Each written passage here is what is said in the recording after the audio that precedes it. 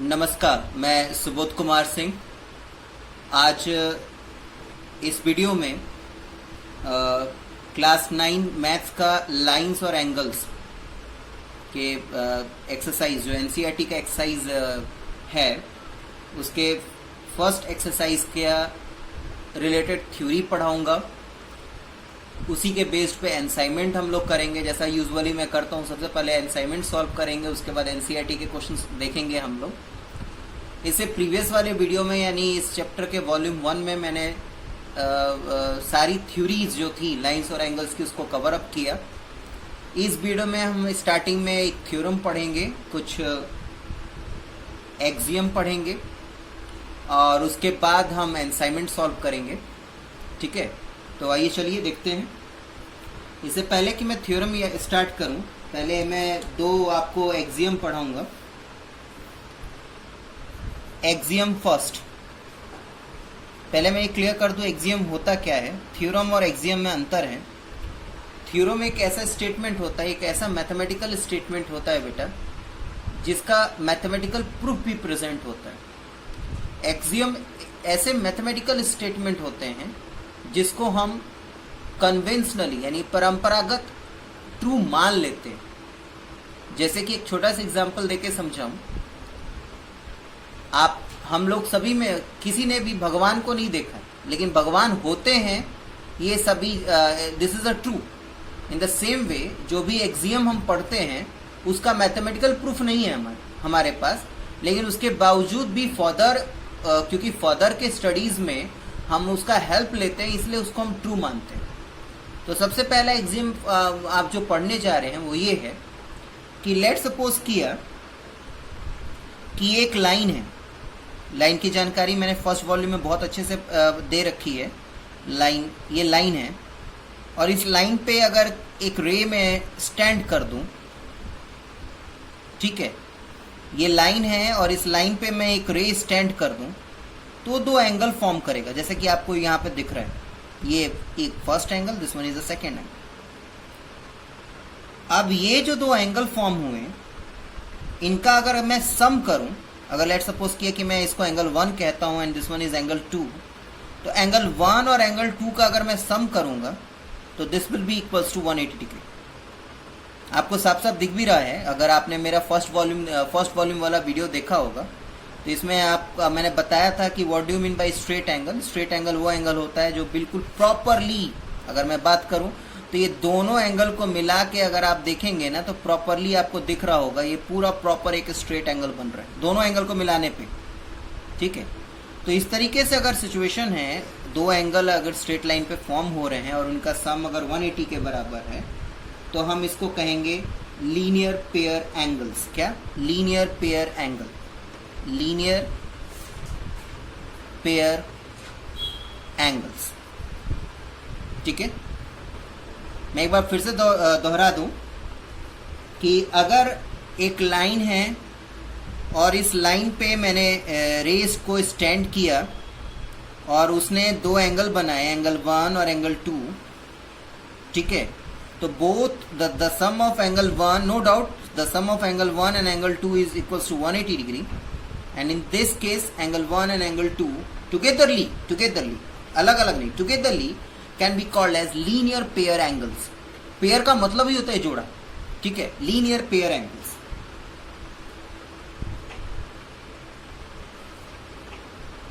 ठीक है, done. Next जो एक और एक्सियम आप पढ़ेंगे, नेक्स्ट सेकेंड एक्सियम जो है, this one is just the vice versa of first one, vice versa of first axiom. जैसे ये देखिए, मैंने पहले ही बताया था क्या, लाइंस और एंगल्स एक ऐसा चैप्टर है जिसमें हमें टाइम देना पड़ेगा, हमें थोड़ा सा वर्कआउट करना पड़ेगा, अपना भी माइंड लगाना है। जैसे इसका जस्ट उल्टा क्या है, अभी मैंने क्या बोला, अभी मैंने बोला क्या कि अगर किसी लाइन पे एक रे स्टैंड करे then it will form two angles and clearly if we find the sum of both the angles then that will be equals to 180 degree. And if it happened so, अगर दोनों angle का सम 180 degree होता है In that case, we will call that two angles as a linear pair.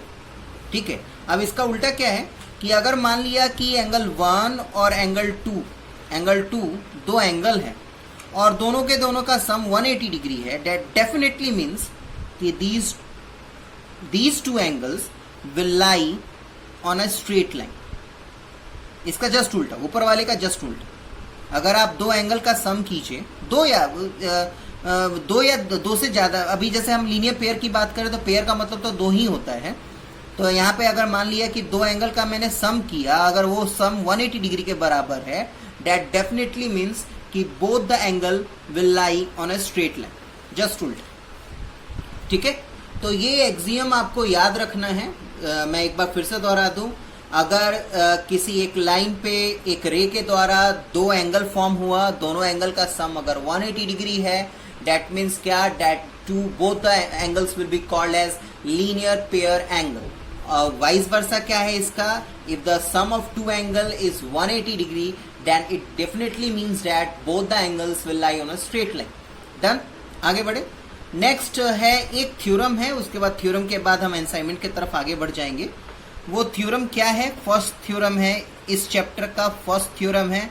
और इस बात का ध्यान रहे बेटा, थ्योरम अगर क्लियर रहेगा तब जाके आप क्वेश्चन बना पाएंगे. ठीक है. तो फर्स्ट थ्योरम क्या है, फर्स्ट थ्योरम है कि अगर दो लाइन, मैं पहले स्टेटमेंट लिख दूं, if two lines intersect, if two lines intersect each other, then the vertically opposite angles are equal. देखिए 9 और 10th की बात करूं मैं, 9th as well as 10th, तो यहाँ पे हम बहुत सारे थ्योरम्स पढ़ने वाले हैं. थ्योरम्स का जो इम्पोर्टेंट थ्योरम्स है वो सिर्फ उसका स्टेटमेंट ही नहीं, आपको उसका प्रूफ भी ध्यान में रखना है. तो अब मैं आप लोगों को इसका प्रूफ दिखाऊंगा. ठीक है, करके दिखाऊंगा, और साथ साथ में स्टेटमेंट भी लिखूंगा कि अगर पेपर में बाई चांस क्वेश्चन डायरेक्टली आ जाए कि prove that the two lines intersect each other then the vertically opposite angles are equal, तो आपको प्रॉपरली विद स्टेटमेंट आपको प्रूफ लिखना होता है. तो वो कैसे लिखेंगे, कैसे करेंगे, उसके बारे में हम चल रहे हैं. ठीक है. तो कभी भी इस तरीके का अगर क्वेश्चन है, ये थ्योरम जो है वो एज अ क्वेश्चन आ जाए, तब आप क्या करेंगे, जरा ध्यान से सुनिएगा. सबसे पहले आप गिवन लिखते हैं. ये मैं आपको आंसर लिखना सिखा रहा हूँ कि बोर्ड के कॉपी में या बोर्ड पैटर्न पे अकॉर्डिंग टू सीबीएसई, बोर्ड के सीबीएसई या कोई भी स्टेट बोर्ड हो, हर बोर्ड का लगभग आप लोग को मैं आपको बता दूं कि ऑल ओवर इंडिया सारे स्टेट बोर्ड और सारे जो आईसीएसई बोर्ड को हटा दे तो सीबीएसई एज वेल एज सारे स्टेट बोर्ड जो इंडिया ऑल ओवर इंडिया में चल रहे हैं, वो सिर्फ और सिर्फ एनसीईआरटी पैटर्न को फॉलो अप कर रहे हैं. और एनसीईआरटी पैटर्न के अकॉर्डिंगली मैं आपको बता रहा हूँ कि कैसे सॉल्यूशन करना है इसका, और सॉल्यूशन के साथ साथ आपको ये भी बता दूंगा क्या कि कैसे इसका प्रूफ होगा. डन. आपको गिवन क्या है, देखिए, if two lines intersect each other then the vertically opposite angle are equal. देखिए ये जो स्टेटमेंट है, if the two lines intersect each other, ये अब इसमें स्टेटमेंट में आपको इसी से निकालना है कि गिवन क्या है. प्रूफ वाले क्वेश्चन में कोई आपसे आके नहीं बोलेगा कि बेटा ये आपके गिवन में है, इसको गिवन में लिखो, ये आपका प्रूफ में है तो इसको प्रूफ में लिखो. नहीं, सब कुछ खुद से करना होता है. सब कुछ खुद से करना होता है. इसलिए तो मैंने क्या कहा कि लाइंस और एंगल्स, आगे चलेंगे ट्राइंगल्स और क्वाड्रिलेटरल वगैरह पढ़ेंगे, तो इसमें आपको टाइम देना पड़ेगा, इसमें प्रैक्टिस करना पड़ेगा. इसमें सब कुछ खुद से करना है. कोई आके बताने वाला नहीं है कि आपको हाँ ये गिवन में लिखना है, ये टू प्रूफ में लिखना है. यानी कहने का मतलब क्या है कि ये इतनी बातें जो हैं वो गिवन है. If two lines intersect each other, ठीक है, then the vertically opposite angle are equal. अब ये जो चीज है ये हमें प्रूफ करना है, vertically opposite angles are equal. तो ये चीज हमारा जो है, if the two lines intersect each other, ये गिवन है, तो इस चीज को गिवन में लिखिए. तो गिवन में क्या करेंगे, तो सबसे पहले एक डायग्राम बना लीजिए. अगर आपका पॉसिबल अगर कुछ है डायग्राम बनाने का, तो आप डायग्राम बना लीजिए। इसको नए पेज से करता हूँ, इसको नए पेज से करूँगा तो ज़्यादा नहीं है, यहीं पे कर लीजिए। आपको अगर डायग्राम है तो डायग्राम बनाइए, ठीक है। तो जो भी पॉसिबल डायग्राम है उसको आप गिवन में बनाएंगे। आपको सब दिख रहा है, यहाँ पे 2 लाइन बनाया है मैंने, A B and X Y, done. And both line A B and X Y intersect each other at O, दिख रहा है साफ साफ। If 2 line intersect each other, तो 2 लाइन बना दिया मैंने, इंटरसेक्ट ईच अदर भी कर दिया। अब कर दिया तो मैं इसको लिख भी दूं, क्योंकि यहाँ पे तो मैंने सब कुछ लेट किया है ना, तो यहाँ पे लेट लिखूं मैं इस चीज को कि let the 2 lines line A B and line X Y, ये जो सिंबल है ये लाइन का है तो ये बनाना जरूरी है। Let the 2 lines line A B and X Y intersect each other at O, दिख रहा है, intersect each other at O। इसने O पे खुद को, मतलब ये दोनों लाइन खुद को इंटरसेक्ट कर रहे हैं, डन। अब हमें प्रूफ क्या करना है, वर्टिकली अपोजिट एंगल क्या होता है, इसका नॉलेज मैंने आप लोग को वॉल्यूम 1 में दिया है। वर्टिकली अपोजिट एंगल वो एंगल होते हैं जिनके जो रेज हैं, जिस 2 रेज के कारण, आपको पता है एंगल 2 रेज के कारण फॉर्म होता है, 2 रेज के कारण वो एंगल फॉर्म कर रहे हैं, वो उसके अपोजिट 2 रेज होने चाहिए। जैसे कि एक छोटा सा एग्जांपल दूं मैं, आप फोकसली देखिए, अगर मैं इस एंगल की बात करूं, इस एंगल की बात करूं, तो इस एंगल को फॉर्म करने वाला जो रे है 2, वो OA एंड OX है, OA और OX है। अब इस रेड वाले एंगल का जो अपोजिट एंगल होगा वो कौन डिसाइड करेगा, वो ये दोनों रेज डिसाइड करेंगे।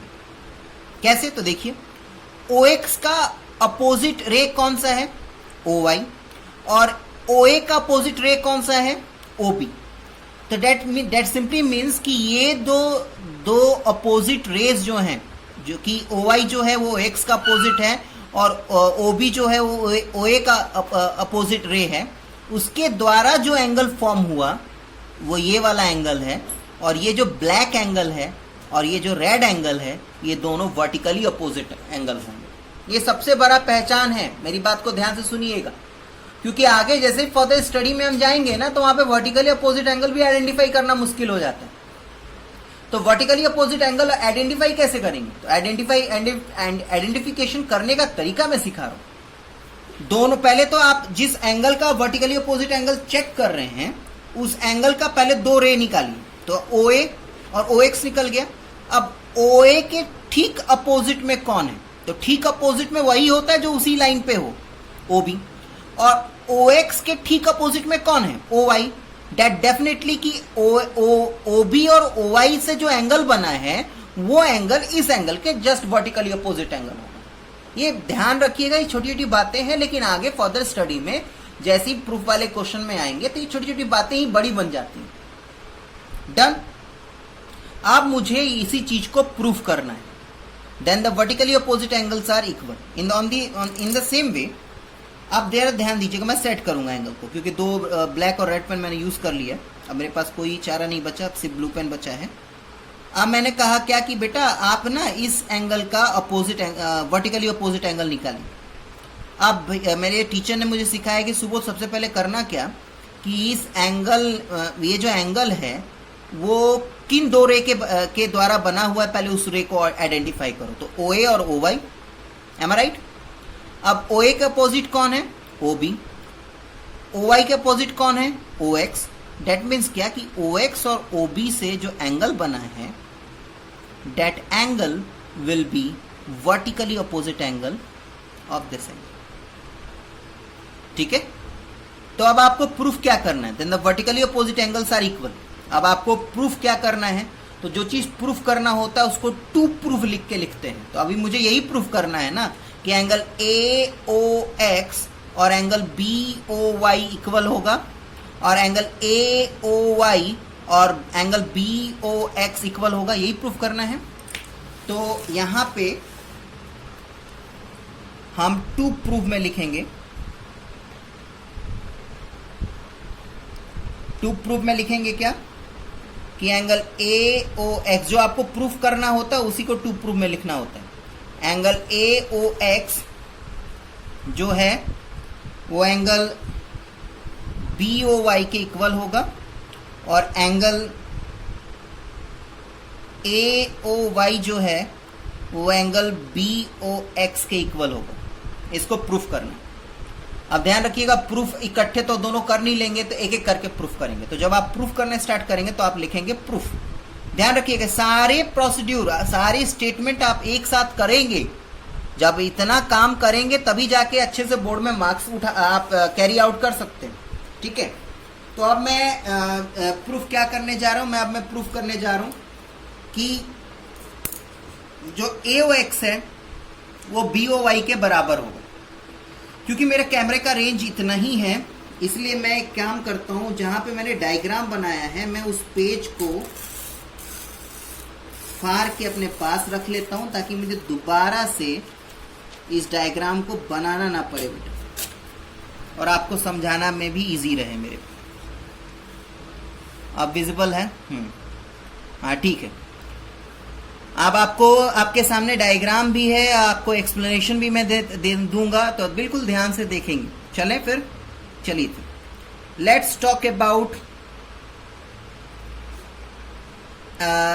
आप एक काम कीजिए, अब हम प्रूफ में जा रहे हैं। तो ध्यान रखिएगा, मैं प्रूफ करने से पहले मैं बता दूं, बहुत बच्चे करते क्या हैं, कहते क्या हैं कि सर ये प्रूफ जो है ना वो चीज़ समझ में नहीं आ रही, इसका कोई डेफिनेट तरीका नहीं है। देखिए मेरी बात को ध्यान से सुनिए। प्रूफ करने का 10 तरीका होता है। आप मेरे से पढ़ रहे हैं, मैं अपने तरीके से बताऊंगा। हो सकता है कि आप किसी और टीचर से पढ़े, वो अपने तरीके से प्रूफ करें। कोई बुक खोले तो किसी और तरीके से दिया रहे। ये कोई बच्चों वाला खेल नहीं है कि बेटा 2+2 करना है तो उसमें यहाँ पे 2 डंडी खींच दीजिए, यहाँ पे 2 डंडी खींच दीजिए और इसको काउंट करके यहाँ पे 4 लिख दीजिए। ये वाला काम नहीं हो रहा है यहाँ पे प्रूफ करने की कोशिश की जा रही है। अब प्रूफ करने के लिए क्या करना होता है कि आपको सारे पीछे के कॉन्सेप्ट क्लियर होने चाहिए, सारे थ्योरम्स क्लियर होने चाहिए, सारे एक्सियम जो मैंने अभी पढ़ा है वो आपको क्लियर होना चाहिए। अगर वो क्लियर है, ठीक है, तभी बात को आप समझ पाएंगे। हाँ, थ्योरम को कैसे पढ़ना है वो मैं बता रहा हूं। पहले जो मैं समझा रहा हूं उस चीज को समझिए। अगर वो बातें समझ में आ गई तो उसको आप कीप ऑन प्रैक्टिस में रखे रहिए। देखिए, प्रैक्टिस और लर्निंग में अंतर है। प्रैक्टिस आपको हुनर बताता है, लेकिन लर्न करके आप ज्यादा दिन तक उसको याद नहीं रख सकते। तो मैं याद करने के लिए नहीं कह रहा, मैं प्रैक्टिस करने के लिए कह रहा हूं। प्रैक्टिस करेंगे तो प्रैक्टिस करते करते ही आगे जाके वो चीज हुनर में आएगी। क्योंकि आप पहली बार ये जो प्रूफ वाले क्वेश्चन है, ये थ्योरम्स हैं, ये पहली बार आप डील कर रहे हैं, तो अचानक आप मास्टरी गेन नहीं कर लेंगे। इसके लिए आपको टाइम देना पड़ेगा। तो अभी मैं जो आपको समझा रहा हूं उस चीज को समझ में आना चाहिए, फिर उसको प्रैक्टिस कीजिए, फिर उसके बेस पे क्वेश्चन प्रैक्टिस कीजिए। धीरे धीरे जब आप लाइंस एंगल्स में ट्रेंड हो जाएंगे, फिर आप ट्रायंगल में पहुंचेंगे। तो ट्रायंगल में पहुंचने के बाद तब शायद आप कहीं पे कैचअप कर पाए कि हाँ, इसको इस तरीके से थ्योरम को प्रूफ किया जा सकता है। अभी आप प्रैक्टिकल करने स्टार्ट कर देंगे तो ना आपका वो प्रैक्टिकल सक्सेसफुल रहेगा, ना कॉन्सेप्ट दिमाग में जाएगा। तो अभी बस मैं यही कहूंगा कि जो चीज मैं पढ़ा रहा हूं उस चीज को ध्यान से सुनना है और उसको प्रैक्टिस करना है, नथिंग एल्स। ठीक है, अभी मेरे टीचर ने मुझे पढ़ाया था क्या, अभी मैं एक सेकेंड में पेंसिल ले लूं।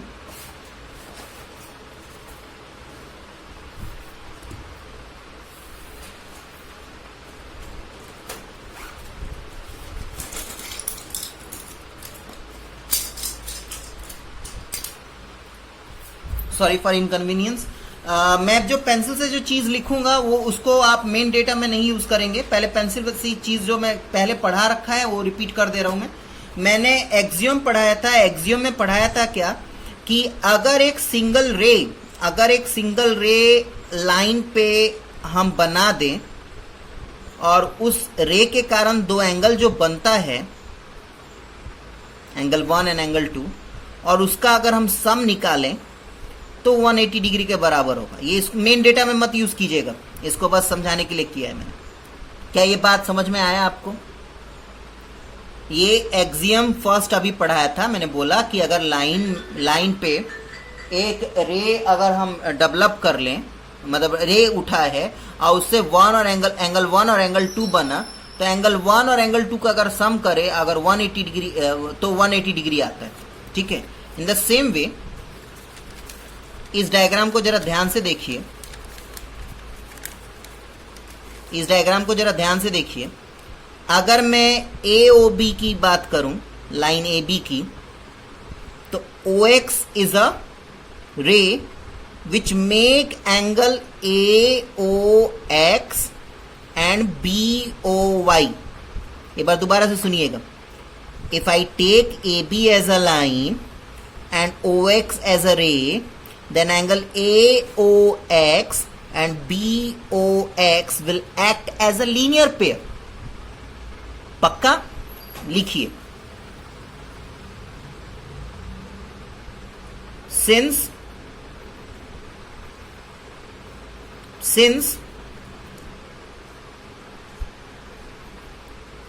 AB is a line and OX is a ray which make angle AOX and angle BOX। ठीक है, therefore angle AOX plus angle BOX is equals to 180 degree। Why? Because they are called linear pair. याद है, linear pair angles. ठीक है, दोबारा से एक बार, दोबारा से एक चीज और, एक सेकेंड और, चाहे अभी आगे बढ़ते हैं। नेक्स्ट, अब मैं बात करूं अगेन XY लाइन की, जहां पे OA एक रे है, then again AOX and AOY will be linear pair, क्योंकि XY एक लाइन है और OA रे है। ठीक है, तो ये वाला एंगल और ये वाला एंगल लीनियर पेयर होगा। तो उसी चीज को मैं लिखूंगा, since XY is a line and OA is a ray which make angle AOX and angle AOY।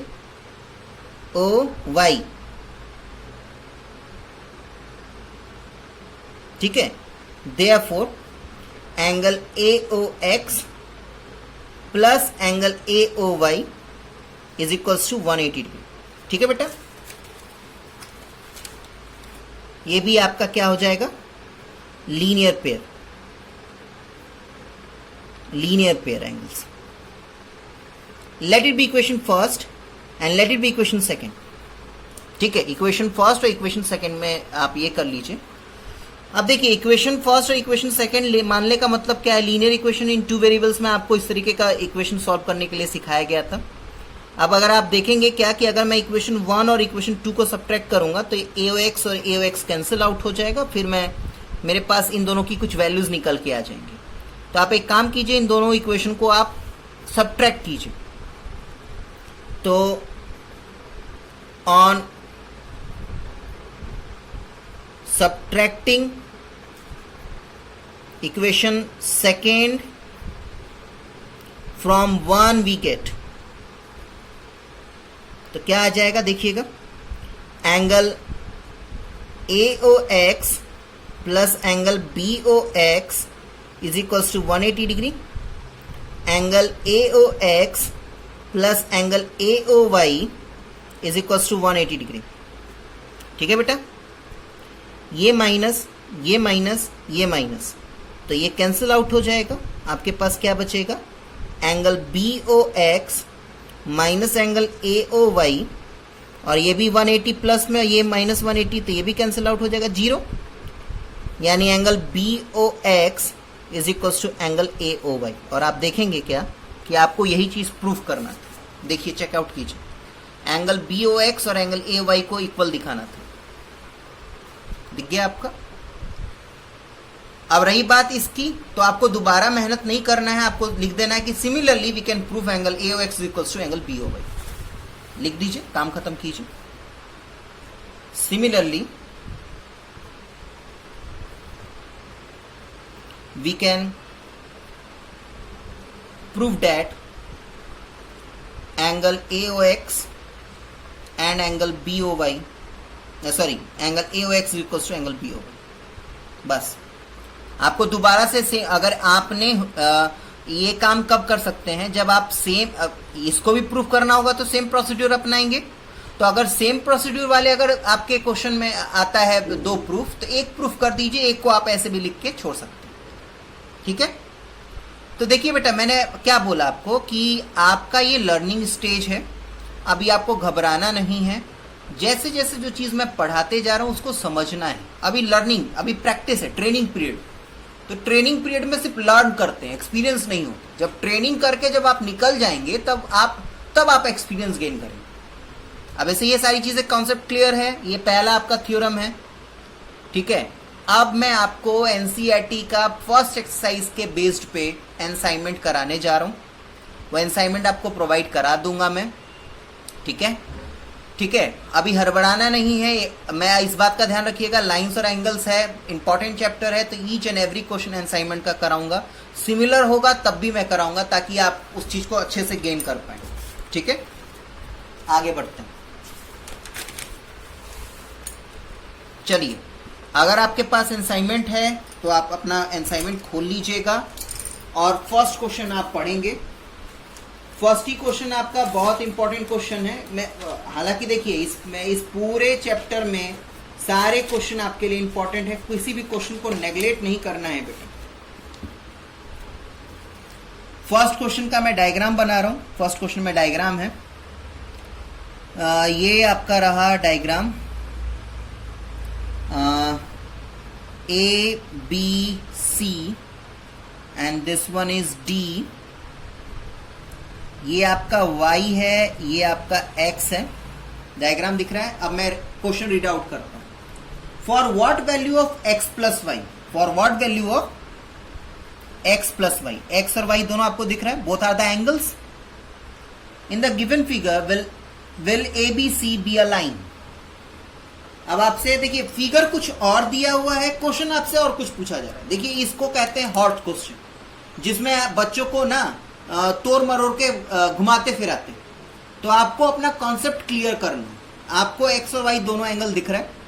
अगर यहाँ का सिचुएशन का अगर ध्यान से हम देखें तो x और y का अगर हम सम करें तो 90 डिग्री के बराबर होगा, आपको साफ साफ दिख रहा है। लेकिन आपसे पूछा क्या जा रहा है कि ये x और y का for what value of x plus y in the given figure will be ABC be a line.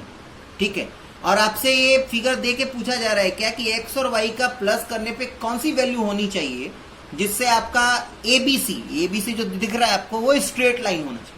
तो इस बात का गांठ बांध के रख लीजिए, 2 एंगल हो या 2 से ज्यादा एंगल, उनका सम करें।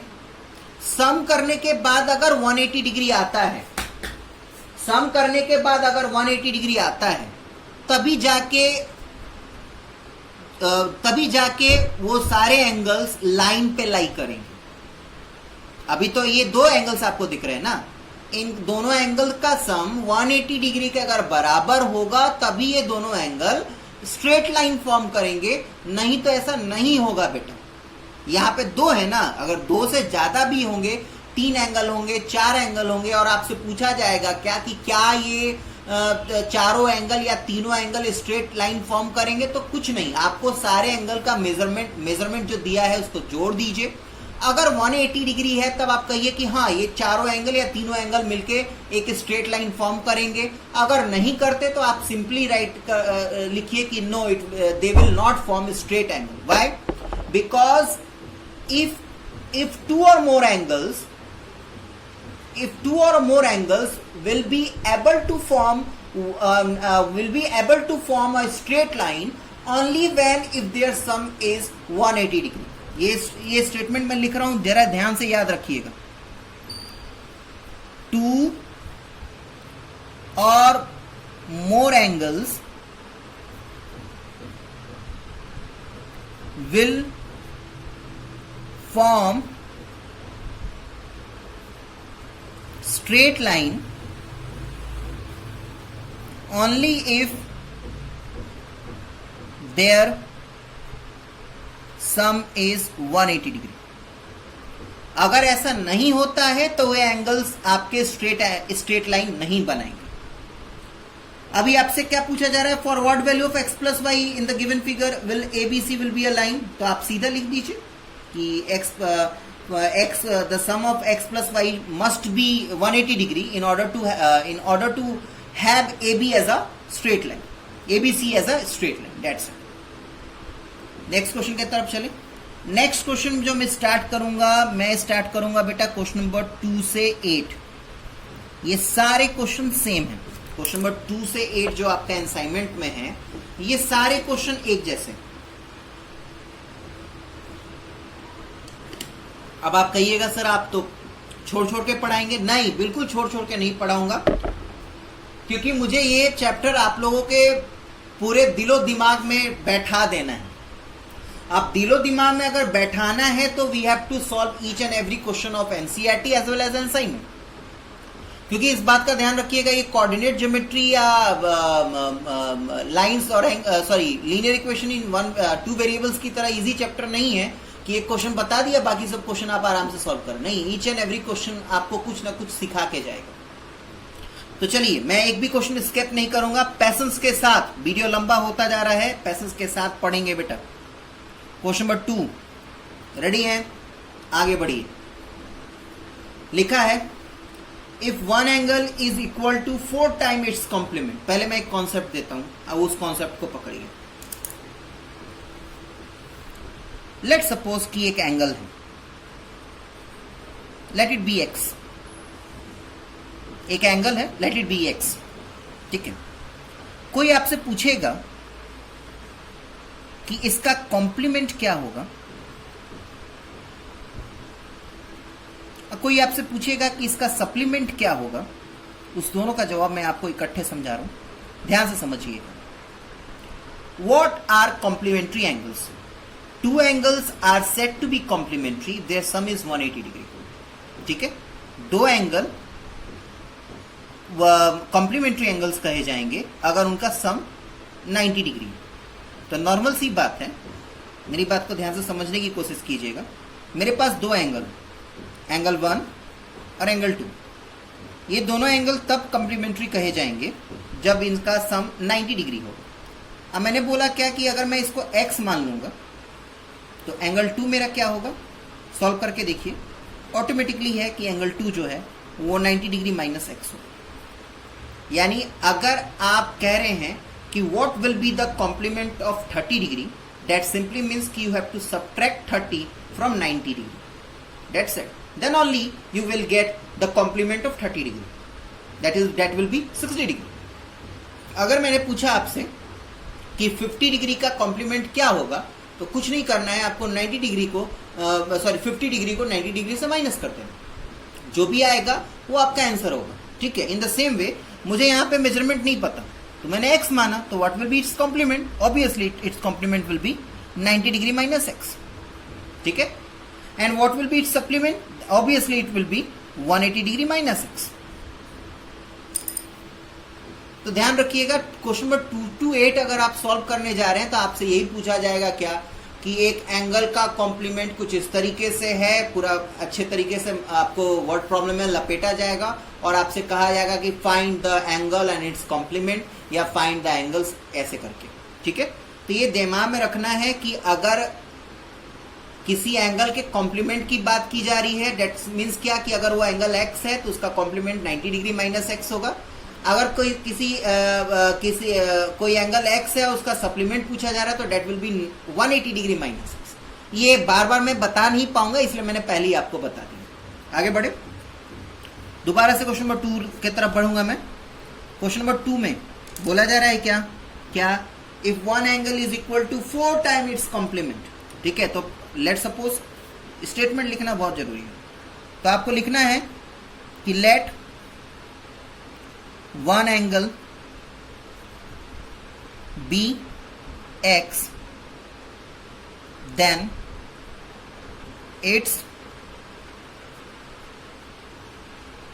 complement will be 90 degree minus x. ये स्टेटमेंट लिखने में चूकिए मत, आराम से लिखिए। ठीक है, एज पर क्वेश्चन। अब क्वेश्चन आपसे क्या पूछ रहा है उसको पहले तो क्वेश्चन समझने के लिए वर्ड प्रॉब्लम है तो आपको पूरा साफ सुथरा पहले मैं आपको बता दूं एज पर क्वेश्चन में क्या लिखा है। Since one angle one angle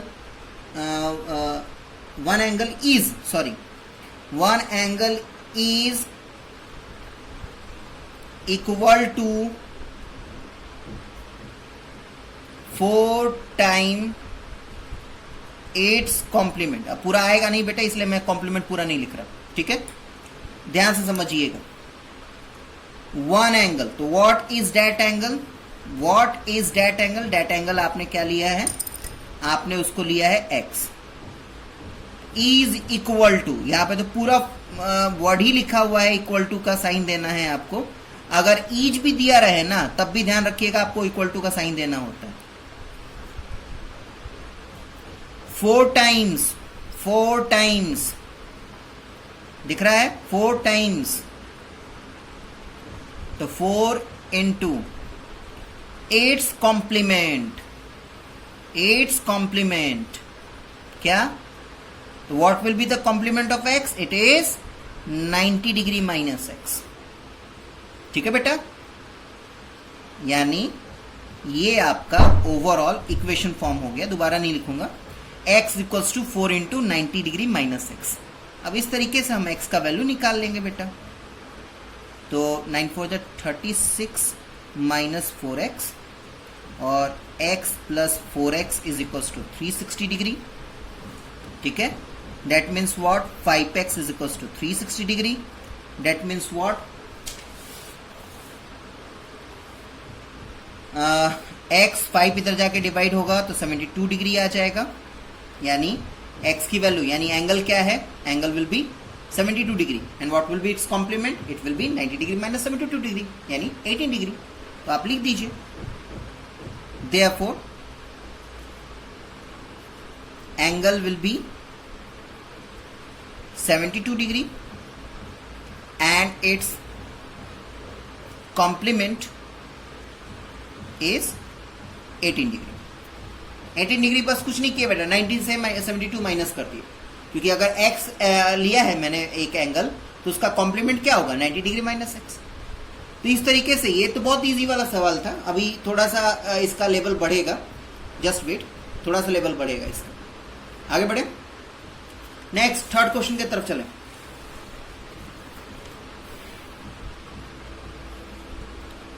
find the measure of an angle which is 36 degree more than its complementary. ठीक है, तो लिखते चलिए। कॉम्प्लीमेंट्री है यानी कॉम्प्लीमेंट ही है, तो आपको सिंपल और सीधा लैंग्वेज में लिखना है तो लिख दीजिए let angle 1 equals to x and angle 2 will be obviously its complement 90 degree minus x. ठीक है, now as per question the measure of an angle which is 36 degree more than its complement. ठीक है, since measure of angle is 36 degree more than its complement. चले बेटा, तो चलते रहिए। देखिए, major of an angle that is angle 1, is का मतलब इक्वल टू 36 डिग्री लिख दिया। मोर देन का मतलब होता है प्लस साइन, इट्स कॉम्प्लीमेंट यानी एंगल 2 एंगल 1 कितना लिया बेटा x 36 डिग्री, और एंगल 2 क्या है बेटा 90 डिग्री माइनस x। अब सॉल्व कर लेंगे, मैं इक्वेशन फॉर्म करके दे रहा हूं, सॉल्व कर लेंगे आप लोग। अब आराम से इसका x का वैल्यू निकाल दीजिए, तो x का वैल्यू निकलेगा तो एंगल 1 हो जाएगा, और उसको x की वैल्यू उसको 90 डिग्री से माइनस कर देंगे तो एंगल 2 निकल जाएगा। ठीक है बेटा, अगर तब भी बाई चांस ना समझ में आए तो बेहिचक पूछना है, इसमें कोई ये नहीं है। नेक्स्ट क्वेश्चन 4 में चलता हूं मैं। Question number 4, find the measure of an angle which is 25 degree less than its supplement. ना आप सप्लीमेंट की बारी आ गई, तो वही कीजिए। Let angle 1 is equal to x and angle 2 उसका सप्लीमेंट यानी 180 degree minus x. As per question आइए, क्या लिखा है पढ़िए। Measure of an angle is 25 degree less than its supplement. लिखिए लिखिए, पहले लिख लीजिए। Measure of angle is 25 degree less than its supplement. Supplement पूरा स्पेलिंग नहीं लिखूंगा बेटा, क्या है देखो। Measure of an angle, measure of an angle यानी एंगल 1। ईज का मतलब सिखाया था, ईज का मतलब इक्वल टू। ठीक है, देखते चलिए। अब देखिएगा, लेस देन, लेस देन का मतलब होता है माइनस। अब 25 डिग्री लेस देन कहने का मतलब क्या है, इट्स सप्लीमेंट यानी घटाना है, 25 सप्लीमेंट से घटाना है। तो 25 सप्लीमेंट से घटाना, मैं कहूंगा कि 2 को 4 से घटाइए। मैं अगर कहूंगा बेटा आप लोग 2 को 4 से घटाइए, तो 2 को 4 से घटाइए। मैं लिखूंगा ऐसे, देखिए जरा ध्यान से सुनिएगा। Subtract 2 from 4। इंग्लिश में लिखने का तरीका ये है, लेकिन अगर मैथ्स में अगर लिखूं मैं, तो 4 को पहले माइनस साइन देके 2 को बाद में। इन द सेम वे अगर मैंने लेस देन का मतलब होता है माइनस करना, तो 25 लेस देन इट्स सप्लीमेंट, तो सप्लीमेंट को पहले लिखना पड़ेगा और उसके बाद 25 को अलग से लिखना पड़ेगा। बात समझ में आया? ठीक है, यानी कहने का मतलब क्या है कि x is equals to 180 degree minus x minus 25 degree. बात समझ में आया ना बेटा?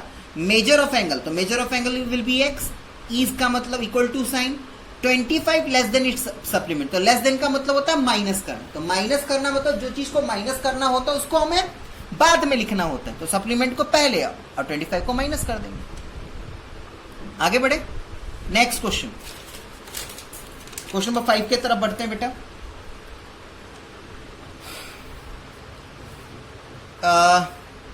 Question number 5, if 2 supplementary angles are in the ratio 11:7 then find its angle।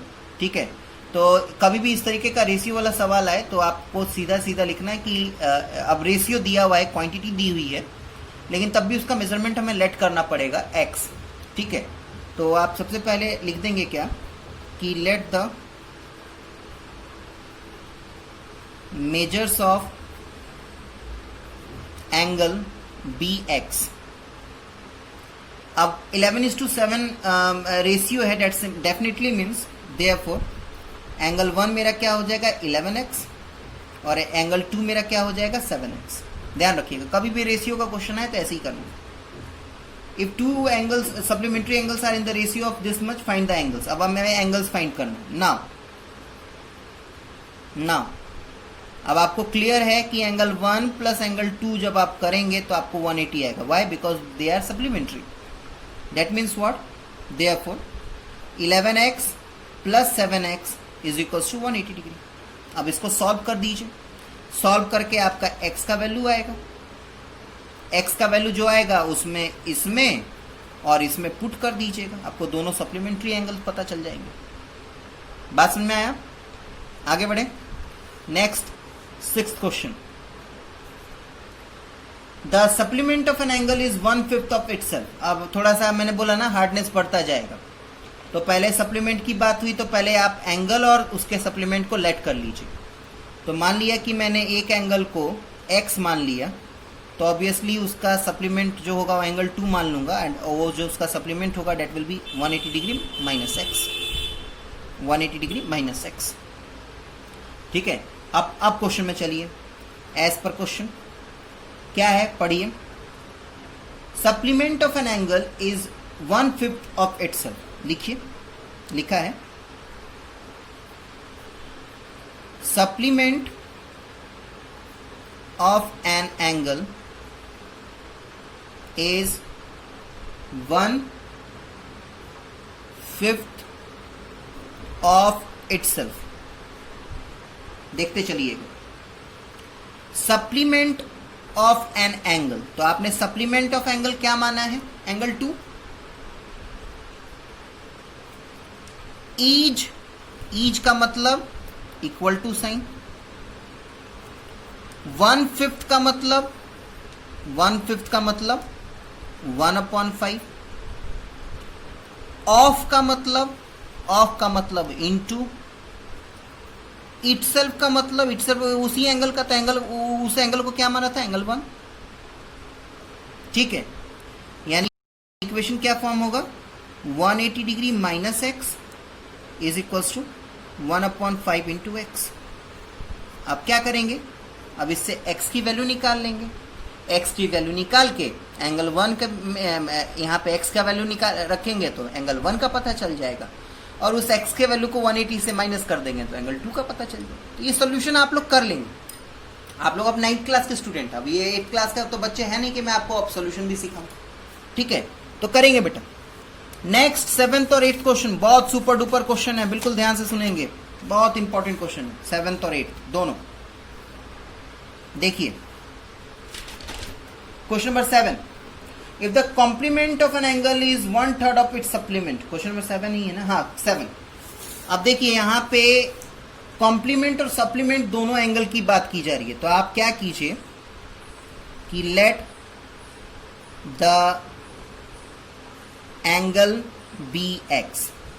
अगर किसी एंगल को आप x मान रहे हैं, बेटा इसका शायद इंक खत्म हो रहा है, तो एक काम कर रहा हूं मैं ब्लैक पेन से लिख रहा हूं। ठीक है, तो let the angle be x, therefore मैं कॉम्प्लीमेंट ऑफ x की बात करूं तो complement of x will be what, 90 degree minus x. यही सिखाया था आपको। And supplement of x will be 180 degree minus x. यही सिखाया था बाबू कि x है तो उसका कॉम्प्लीमेंट पूछेगा तो 90 डिग्री माइनस एक्स, और सप्लीमेंट पूछा तो 180 डिग्री माइनस एक्स। अब आइए क्वेश्चन में, आइए क्वेश्चन में क्या पूछा जा रहा है, पढ़िए। Complement of an angle is 1/3 of its supplement. लिखिए, complement of an angle is 1/3 of its supplement. पूरा स्पेलिंग नहीं लिख रहा, सप्लीमेंट और कॉम्प्लीमेंट का पूरा स्पेलिंग। तो देख चलते रहिए। कॉम्प्लीमेंट ऑफ एन एंगल, तो what is the complement of an angle, क्या माना आपने, कॉम्प्लीमेंट ऑफ एन एंगल आपने माना है 90 डिग्री माइनस एक्स। ईज का मतलब इक्वल टू, देखते चलिएगा, ये पूरा का ये इसका मतलब है 1/3, 1/3 का मतलब 1/3, ऑफ का मतलब इनटू मल्टीप्लाई, और सप्लीमेंट का मतलब पता चल गया, सप्लीमेंट का मतलब 180 degree minus x. Equation form कर दिया मैंने, इक्वेशन फॉर्म कर दिया। अब इसको सॉल्व कीजिए, x की वैल्यू निकालिए, x की वैल्यू निकाल के जैसे ही x की वैल्यू निकालेंगे वो आपको एंगल पता चल जाएगा, वही एंगल आपको फाइंड करना। Now let's talk about question number 8। Question number 8 में भी वही सेम चीज है, find the measure of an angle if 6 time its complement is 12 less than its twice its supplement. Same 8th question में भी यहाँ तक सेम लिखेंगे, मैं डायरेक्टली एज पर क्वेश्चन में जा रहा हूँ। क्वेश्चन नंबर 8 में भी आप एक्स एंगल एक्स मानेंगे, कॉम्प्लीमेंट मान लेंगे, सप्लीमेंट मान लेंगे, उसके बाद दोबारा से आप जो मैं अभी बता रहा हूँ उस पर आ जाइएगा। चलिए डायरेक्टली एज पर क्वेश्चन पे आते हैं। क्या है देखिए, लिखा है 8th क्वेश्चन में 6 time its complement, 6 times its complement is 12 less than its supplement। चलते रहिए। 6 का मतलब 6 ही होगा। टाइम्स का मतलब इनटू होता है बेटा। इट्स कॉम्प्लीमेंट का मतलब कॉम्प्लीमेंट लिख देता हूं मैं, is equal to sign 12 less than यानी बाद में आएगा, इधर आएगा ये 12 लेस देन -12 लिख देता हूं मैं। 8 सप्लीमेंट ये इधर आएगा आगे, सप्लीमेंट इज 180 डिग्री -6। बन गया इक्वेशन। सॉल्व कीजिए, x की वैल्यू निकालिए। तो देखिए बेटा यहाँ पे एक टाइप का क्वेश्चन मैंने क्लियर कर दिया, क्योंकि वीडियो बहुत ज़्यादा लंबा हो गया, तो इसलिए बाकी जो क्वेश्चंस हैं असाइनमेंट के वो मैं नेक्स्ट वीडियो में डिस्कस करूँगा। देखिए मैं आपको वीडियो ख़त्म करने से पहले मैं एक बार फिर से दोहरा दूँ बेटा, ये चैप्टर पैसेंस के साथ पढ़िए, ऊबिए मत, पूरे दिलचस्पी के साथ पढ़िए। मतलब आपको इंटरेस्ट लेके पढ़ना है, प्रैक्टिस करना है और कीप ऑन प्रैक्टिसिंग, अगर अच्छे से पढ़ना है तो। चलिए फिर घर में रहिए, अच्छे से पढ़ाई कीजिए। धन्यवाद।